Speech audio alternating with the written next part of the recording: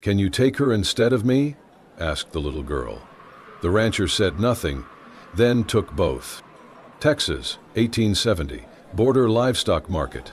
The sun blistered overhead, baking the dust into fine grit that stuck to every breath. Wooden pens creaked beneath the weight of cattle, hogs, and, farther out, in the shadowed fringe of the market, people. They were women, most of them immigrants, bound at the wrists and ankles, some too weak to sit upright. Ragged dresses, faces hollowed by heat and hunger. No one bid on them, not anymore. Those left too long in the slave pens were deemed unsellable, the kind that traffickers would clear out after sundown. Bo Ryland moved past them without slowing. He wore a wide-brimmed hat low over sun-dark hair, his face shaded, unreadable. 37, tall, hard-framed, with calloused hands and a limp in his right step, a gift from a horse that hadn't survived the same storm his family didn't either. He'd buried his wife 5 winters ago, their daughter, Clara, 2 months after. Since then, Bo lived alone, running cattle and outriding memories. He didn't look toward the pens. He didn't need reminders of how ugly this world had gotten. He had only come for horse medicine. But then something tugged at his coat. A small hand, dirty fingers, brown eyes too wide for a face so small. She couldn't have been more than 4 years old. "You don't have to take me," she whispered, voice trembling in broken English. "Just take my mama." Turned his head. The girl stood barefoot on the dry earth, clutching the edge of his coat with a kind of reverence.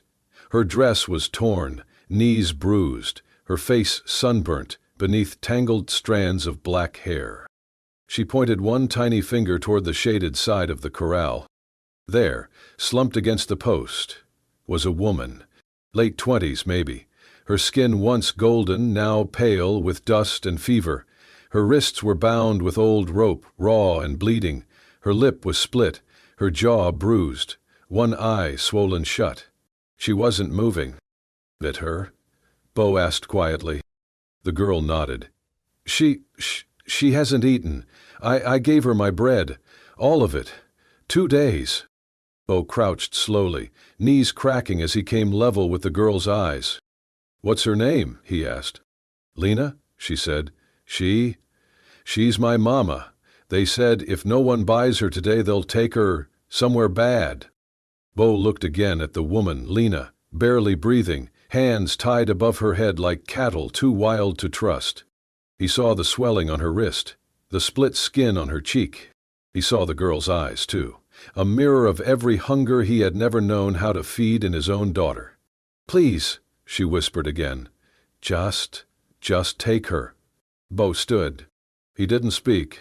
He walked toward the pen, where Lena lay, crumpled in the dust, her back against the splintered post, head lolled to one side. The sun-painted shadows across her chest, rising faintly with shallow breaths. The slaver sitting nearby perked up, a fly swatter tapping against his knee. "You looking to make a purchase, mister?" the man asked. Bo didn't answer. He pulled a leather pouch from his coat, tossed it on the table with a dull thud. Gold coins spilled out. "I'll take both," Bo said. The slaver's brows rose. "Both?" Bo nodded toward the child. "Girl comes too." The man leaned forward, assessing the coins. "Well now, you just bought yourself a whole mess of trouble, cowboy." Bo looked down at the unconscious woman, then at the girl still standing behind him. "I've had worse," he said. He lifted the girl gently, settling her against his side, her arms curled around his neck without a sound. Then, as careful as handling glass, he cut Lena down from the ropes and carried her across the dust. Not a soul spoke as he passed. Not one. But somewhere in the silence, as he walked away from the pen, Rosita whispered against his collar, "Thank you for taking both." Bo didn't answer, but he held them tighter. The ride back to Bo's ranch was long and silent. Rosita sat pressed against his side on the saddle, her tiny hands clenched around his shirt. Lena lay slumped across Bo's saddle blanket behind them, tied down gently so she wouldn't fall. She hadn't stirred since he lifted her at the market. Beau's land sat beyond the hills, tucked into a fold of cottonwoods and quiet dirt. No one visited, no one passed by. That was how he liked it. Until today. He carried Lena inside the house, her weight light as a sack of grain. The old cabin still smelled of wood smoke and leather, the floor worn smooth by years of steps that no longer came. He didn't hesitate where to place her. The small bedroom, painted in pale blue, sat untouched since Clara's death. Her wooden toys still rested on the windowsill. A pair of scuffed shoes lay beneath the bed, and on the nightstand, framed in oak, was a photo of her smiling, gap-toothed arms around a lamb. Beau laid Lena on the bed gently, as if afraid the room might protest. He straightened her limbs, pulled the quilt up, then turned to the hearth. The girl, Rosita, stood quietly at the doorway, eyes wide. "She's burning," she said softly, touching her forehead. Beau nodded. "We'll get that down." He boiled water on the stove and brought out the tin of willow bark. He crushed it, mixed it with a little molasses, and coaxed Rosita to help. Together they worked. He cleaned the cuts on Lena's wrists, wrapped them in clean cloth.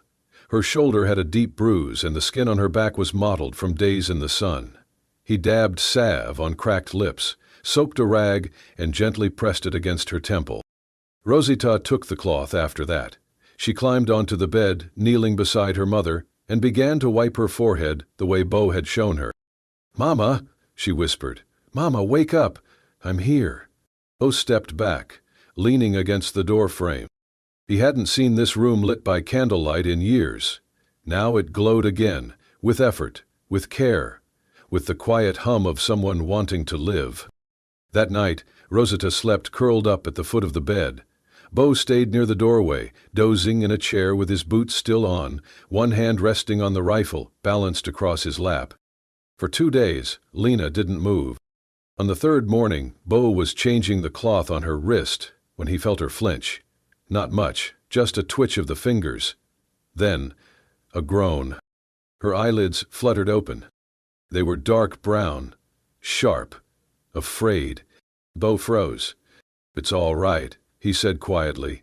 "You're safe now." Lena struggled to sit up. Pain flared in her side. She gasped, her hand flying to the bruised ribs. "Don't—" Beau stepped forward, but stopped when her eyes locked on his. Feral, ready to run, even from a bed. "Where's Rosita?" she rasped, voice dry as sand. A small bundle shot forward from the corner of the room. "Mama." Rosita launched herself into the bed, wrapping her arms tight around Lena's neck. Lena gasped again, not from pain this time, but from relief. Her arms curled around the girl, holding her so tight they both trembled. Beau backed away, giving them the space they needed. In the kitchen, he sat at the table, staring down at his hands. They were nicked and dirt-stained, built for fencing and branding, not for bandages and soup ladles. But for 3 days they had done something different, and in the quiet beyond the wall he heard it. A mother's sob, a daughter's giggle. 2 sounds he hadn't heard in years. And though he would never say it aloud, something old inside him shifted. Not healed, not yet, but stirring. The sound of a scream shattered the morning quiet. Beau dropped the bucket of feed and sprinted back toward the house, boots kicking up dust. His heart pounded against his ribs like a war drum. By the time he reached the porch, the front door had already slammed open, hanging ajar like a wound. Inside, chaos reigned. Lena stood in the small bedroom, wild-made and panting, her hair a tangle across her face. A wooden hairbrush clutched in her hand like a weapon, raised high and trembling. Her chest heaved beneath the clean cotton blouse Rosita had helped her into that morning. Her wrists, though still ringed with bruises, held strength now and fury. "Stay away," she shouted, voice hoarse, thick with raw fear.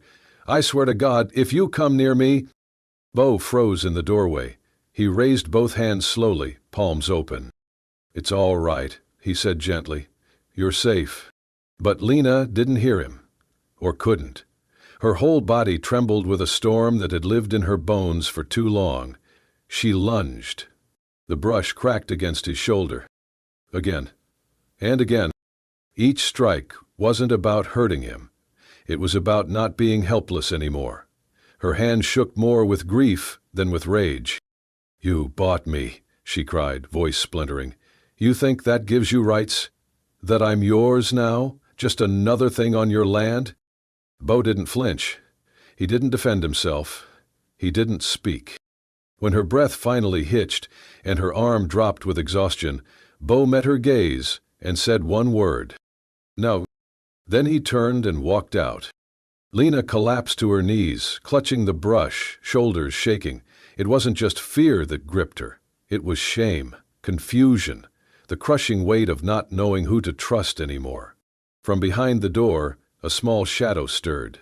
Rosita stepped into the room, barefoot, her small hands pulling at the hem of her nightdress. She walked carefully toward her mother, knelt beside her, and touched her arm with a gentleness that didn't belong to someone so young. "He sleeps on the floor," Rosita whispered. "He never touches." Lena blinked. "What?" Rosita looked toward the hallway. "He makes soup," she continued, "and he brushes my hair. But he sleeps on the floor, every night. By the door. I see him." Lena turned her head. For the first time, she noticed the folded blanket and pillow tucked near the door frame, half hidden, easy to miss. Bo had never once entered the room without knocking. She had thought it was because he didn't care. Now she realized it was because he did. She rose slowly and sat down on the edge of the bed. Her gaze drifted across the room to the small wooden table by the oil lamp. A framed photograph sat there, faded by time. A little girl with missing front teeth held a lamb in her arms, beaming like the sun. Next to it was a carefully folded blanket, embroidered at the edge in green thread. Clara. Rosita crawled up beside her and laid her head in her lap. That night, Bo brought a tray of food. Lena didn't speak, but she nodded when he set it down. He didn't linger, just nodded back and closed the door gently behind him. Rosita whispered stories about horses and skies and how Mr. Bo talks funny, but he sings to the fence when he's alone. Lena let out a laugh, soft and real, the first sound of warmth from her lips in days. When she turned off the lamp that night, she didn't lock the door. She didn't feel like she had to. The next morning, light spilled across the windowsill. Lena stood in silence, watching Bo mend the eastern fence. His sleeves were rolled, hands rough, steady. He didn't glance toward the house. No hunger in his gaze, no claim in his stance. He just a man who said he would help and kept doing it. And for the first time in years, Lena felt something unexpected move through her chest. A question, a beginning. Maybe, just maybe, not all men came to take.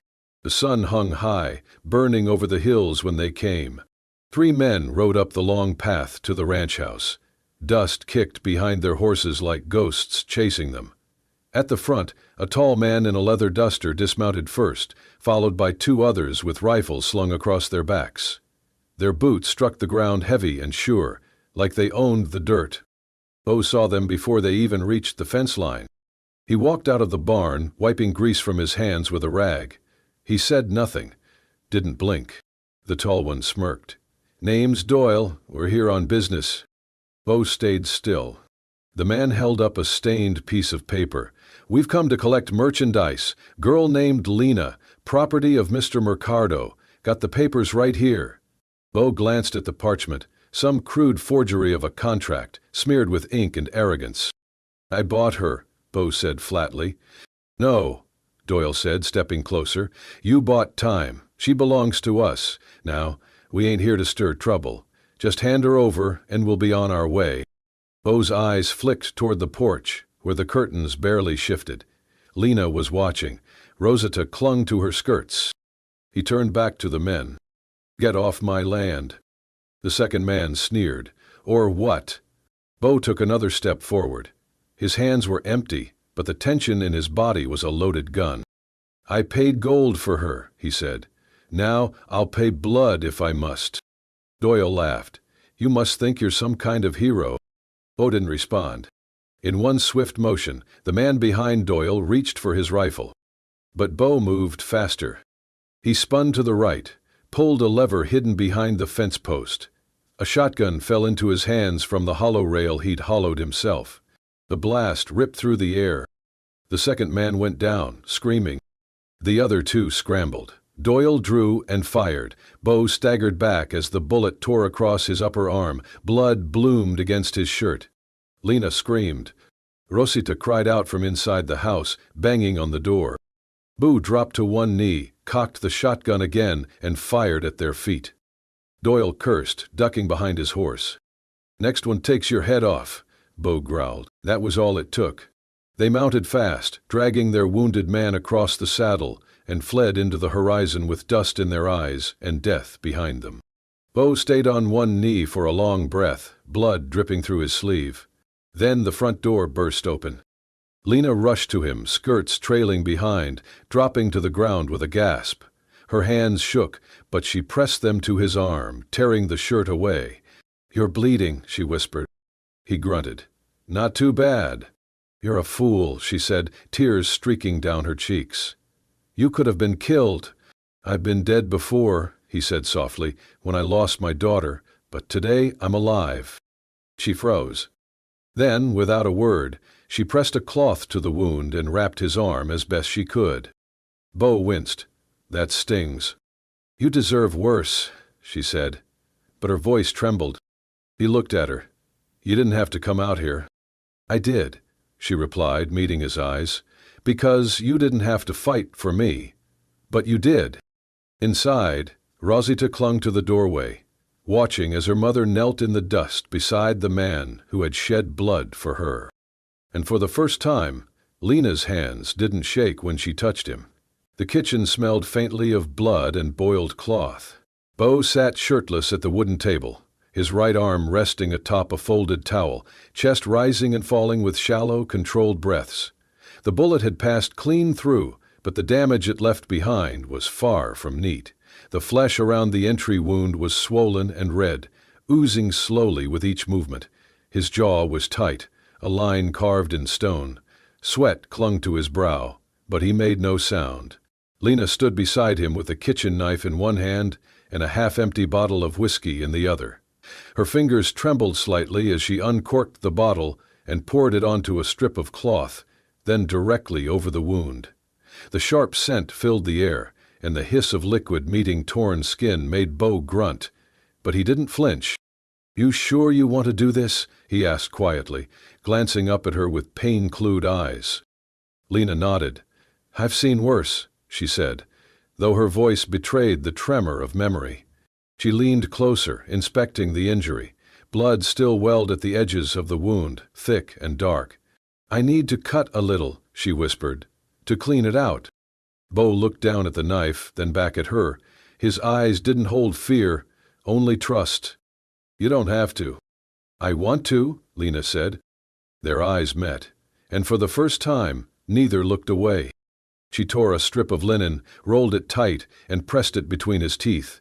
"Bite," she instructed softly. Bo obeyed. Her hands hovered for just a moment, then she lowered the blade. The edge kissed flesh. Bo's whole body tensed. A groan rumbled from his throat, muffled by the cloth, but he stayed still. He didn't jerk, didn't retreat. Lena's hands moved quickly. Her palms were slick with sweat, but her motions were precise. She cut away damaged tissue, dabbed with whiskey-soaked cloth, pressed clean gauze against the exit wound. Her fingers worked with quiet urgency, driven not by fear, but by care. When it was over, she wrapped the wound with the last of the gauze, tying it tight with firm, practiced knots. Her breath came in short gasps, the cloth in her hands soaked red. Bo leaned back in the chair, eyes shut, chest glistening with sweat. He spat the cloth into the basin and exhaled slowly. "You've done that before," he murmured. Lena was wiping her hands when she answered. "I had a brother," she said, "back in Sonora. He broke things, bones mostly. Got into fights with boys twice his size. I used to patch him up." Lou opened his eyes. Silence fell, but it was different this time. Not cold, not tense, just quiet.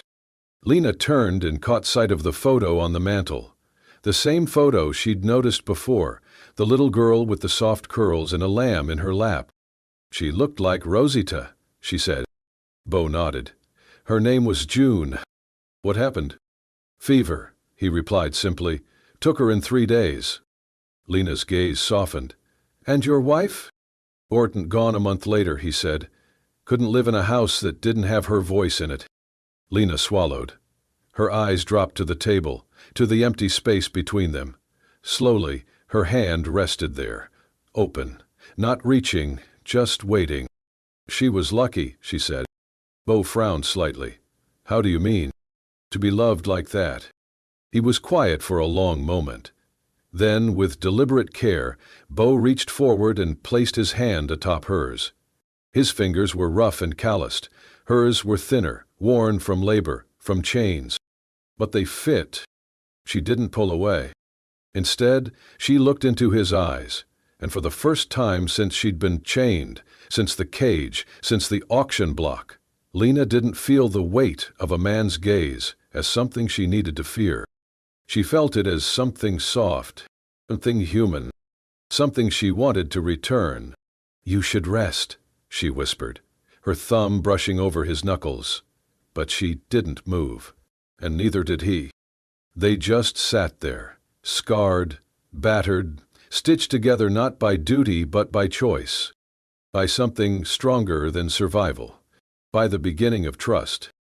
The late afternoon sun stretched golden fingers across the Texas plains, painting the grass in hues of honey and rust. Bo walked beside the small spotted mare as Rosita bounced in the saddle, her little legs barely reaching the stirrups he had adjusted just for her. The horse moved slowly, gentle as the breeze, her hoofs making soft thuds in the dry dirt. Easy now, Bo said. Keep your hands steady. Rosita giggled, her fingers gripping the reins like it was the most important job in the world. Who's like this? Just like that, Bo nodded, one hand lightly on the mare's side, the other ready to catch Rosita if she slipped. You're doing better than most grown folks. Rosita's face lit up with pride. Her cheeks were flushed from the wind, her hair undone in wisps around her temples. She looked down at him, her smile still wide, then fell quiet. Something in her gaze shifted. She reached forward and wrapped her arms around Bo's neck. He caught her reflexively, lifting her from the saddle. She nestled into his chest, small hands curling into his shirt. Then she whispered, Can I call you Papa now? Bo's breath caught. He froze, arms tightening around her. The plains went silent, the breeze paused, the grass held still, even the mare turned her head, as if waiting for his answer. But Bo said nothing. His throat burned, his chest ached, in the deepest corner he thought had long gone numb. So he just held her like the question did not need words. Held her like the answer had already been yes. From the edge of the fence line, Lena watched. She had come out with a basket of fresh apples, ready to call them in for supper. But she stopped when she saw Bo lifting Rosita from the horse. The girl's arms looped around his neck.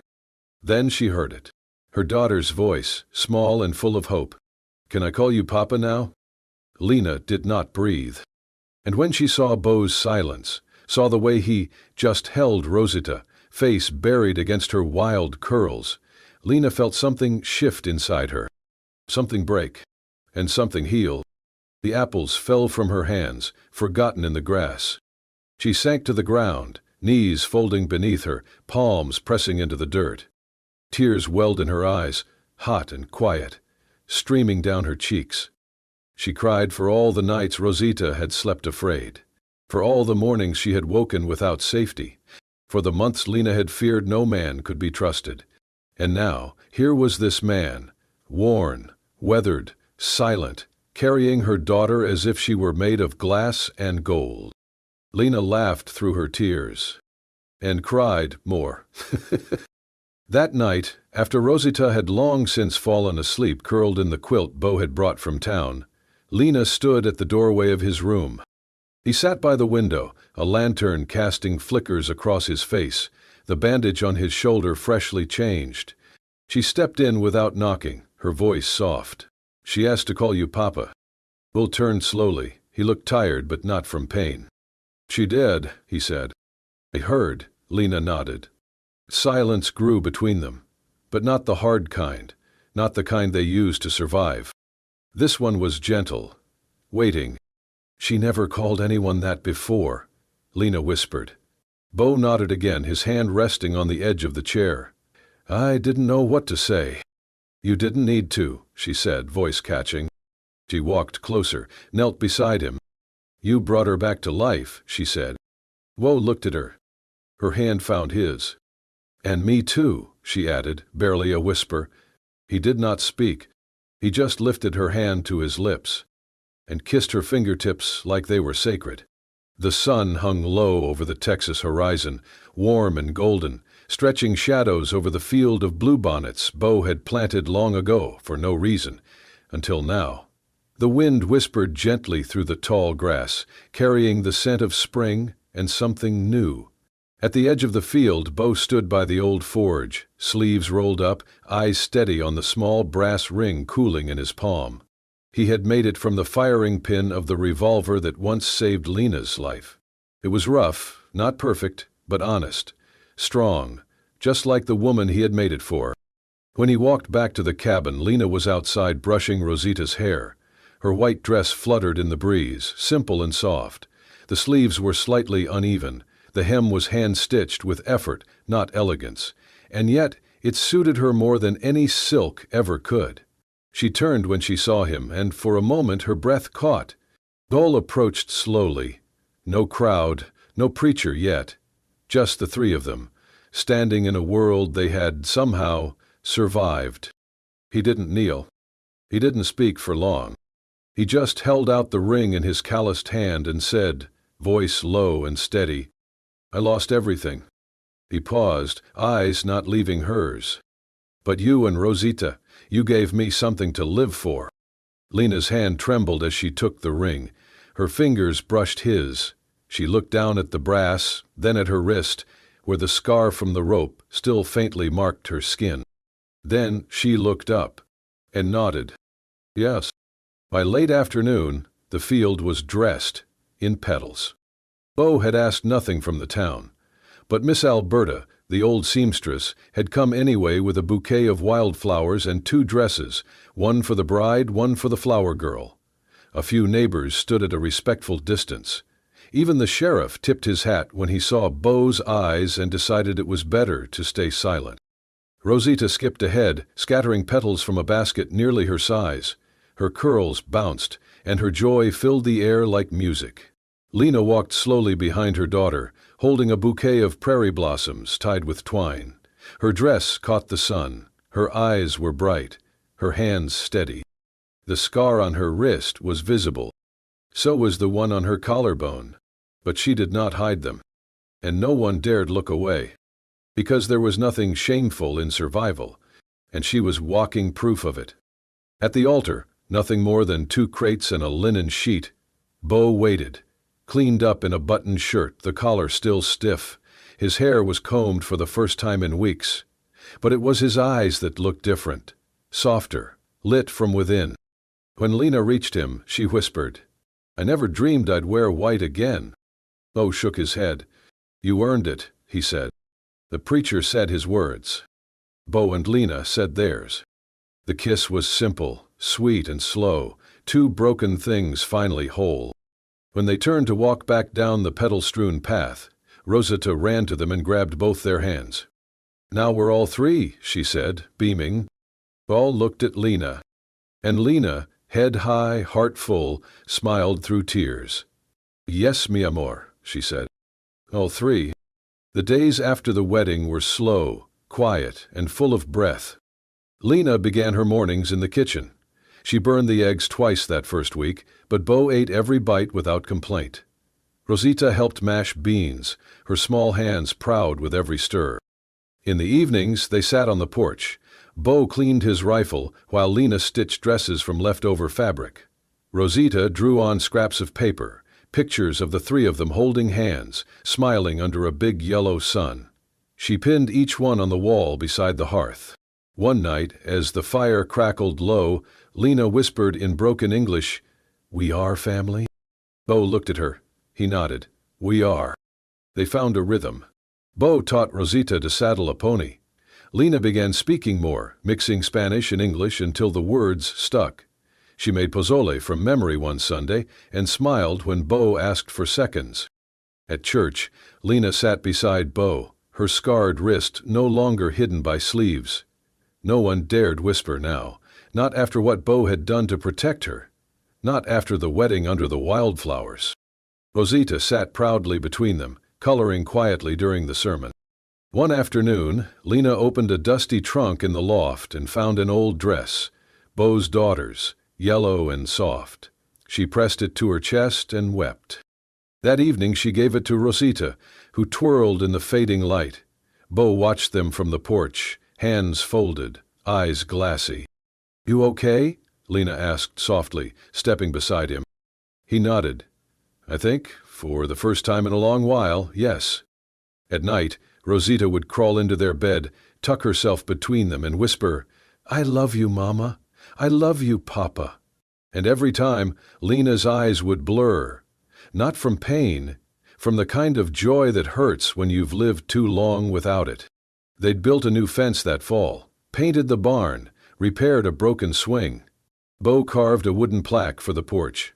La Casa de Esperanza, the House of Hope. Lena kissed him when he nailed it up.